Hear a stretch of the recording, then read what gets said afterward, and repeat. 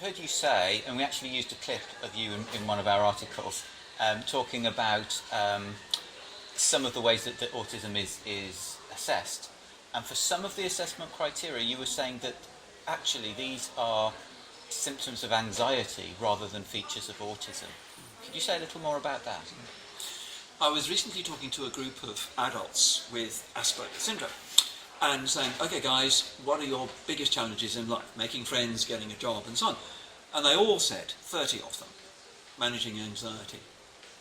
And one of the ways they manage anxiety is by having routines and rituals, schedules for the day, things that can't be changed. It's that inflexibility and that ability to use the special interest as a thought blocker to stop anxious thoughts coming in.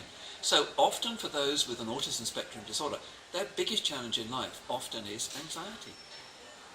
And these features that you mentioned, are you saying that these sorts of things are what anybody would do if they were anxious? And they're not actually deriving from autism itself, but they're deriving from the anxiety that these people have been through? The anxiety creates many of the clinical characteristics, from variety is not the spice of life, wanting routine and consistency. But also the person with autism, to manage their anxiety, can be very controlling. That is, they don't want to experience a circumstance that could create anxiety.